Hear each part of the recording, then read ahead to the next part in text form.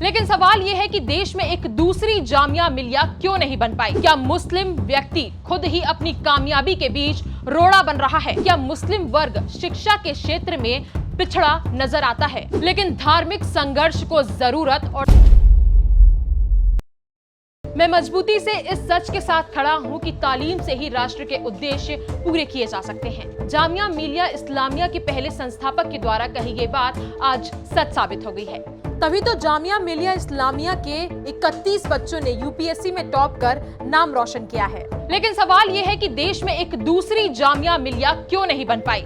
क्या मुस्लिम व्यक्ति खुद ही अपनी कामयाबी के बीच रोड़ा बन रहा है? और तो और सवाल ये भी है कि क्या मुस्लिम वर्ग शिक्षा के क्षेत्र में पिछड़ा नजर आता है? ये तमाम सवाल इसलिए उठ रहे हैं क्योंकि भारत का मुस्लिम वर्ग हमेशा से पिछड़ा नजर आता है। देखा जाए तो भारत में माइनॉरिटीज के लिए कई अहम और बड़े फैसले लिए जाते हैं और तो और उन्हें अलग से रिजर्वेशन देने का भी प्रावधान है।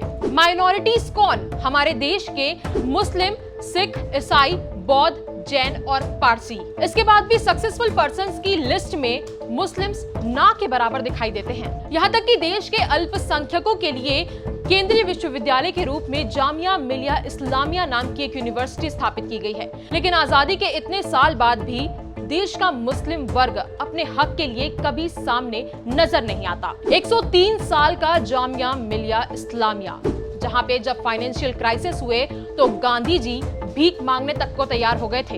इस यूनिवर्सिटी में 50% सीट्स इंडियन मुस्लिम के लिए रिजर्व हैं।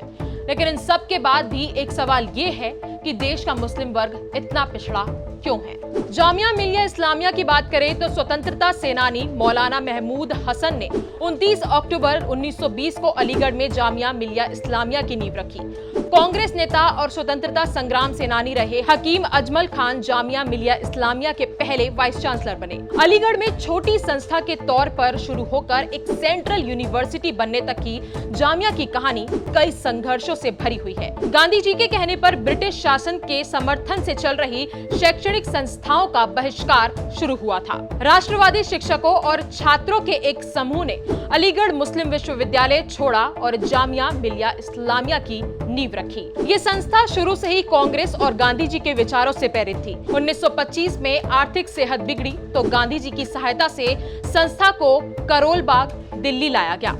तब महात्मा गांधी ने यह भी कहा था, जामिया को चलाना होगा, पैसे की चिंता है तो मैं इसके लिए कटोरा लेकर भीख मांगने के लिए भी तैयार हूँ। आजादी के बाद जामिया एक शैक्षणिक संस्था के रूप में लगातार विकास करता रहा। 1962 में यूनिवर्सिटी ग्रांट कमीशन ने जामिया को डीम्ड यूनिवर्सिटी घोषित किया। इसके बाद धीरे धीरे यहाँ संस्थाएं जुड़ती चली गई। दिसंबर 1988 में संसद के एक विशेष कानून से जामिया मिलिया इस्लामिया भारत की सेंट्रल यूनिवर्सिटी बन गई।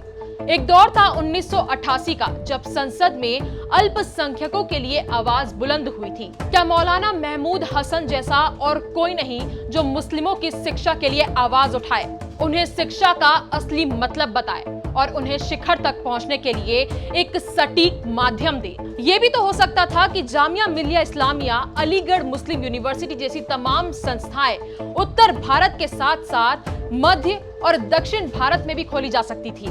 लेकिन ये लोग तो हिंदू मुस्लिम के चक्रव्यूह में कुछ ऐसे फंस चुके हैं कि उसे भेद पाना शायद मुश्किल हो।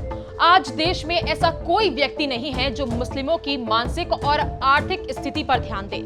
ऐसा नहीं है कि देश में सारे मुस्लिम्स नाकामयाब हैं, लेकिन अमूमन देखा जाए तो यही परिणाम सामने आते हैं कि मोस्ट ऑफ द मुस्लिम्स जो हैं वो नाकामयाब हैं। वो अपनी लाइफ में एक पर्टिकुलर स्टेज तक नहीं पहुंच पाए हैं। लेकिन धार्मिक संघर्ष को जरूरत और शिक्षा को मजबूरी समझने वाले भारतीय मुस्लिम इस पिछड़ापन का सबसे बड़ा कारण है। इन सब के बावजूद देश के टॉप 10 कॉलेजेस में से एक जामिया मिलिया इस्लामिया बच्चों को बेहतरीन शिक्षा देने में सर्वोच्च स्थान पर है। और हम आपको बता दें कि इस साल के यूपीएससी टॉपर्स में से 31 बच्चे जामिया मिलिया इस्लामिया के होनहार और होशियार छात्र हैं। और ये कॉलेज अच्छी शिक्षा तो देता ही है, लेकिन इसके साथ साथ फाइनेंशियल सपोर्ट के तौर पर फ्री में यूपीएससी की कोचिंग भी प्रोवाइड करता है। तो ऐसे विश्वविद्यालय सिर्फ एक या दो नहीं, हजारों की संख्या में हो तो देश का बच्चा बच्चा शिक्षित होगा। तो आपको क्या लगता है कि मुस्लिम वर्ग के पिछड़ेपन की वजह क्या है? क्या देश में ऐसा कोई अभी भी है जो मुस्लिम वर्ग के मानसिक और आर्थिक विकास के बारे में सोचता हो। हमें कमेंट कर जरूर बताएं और अगर आपको ये वीडियो पसंद आया हो तो इसे लाइक और शेयर जरूर करें और हमारे चैनल खबर बेबाक को सब्सक्राइब करना ना भूलें।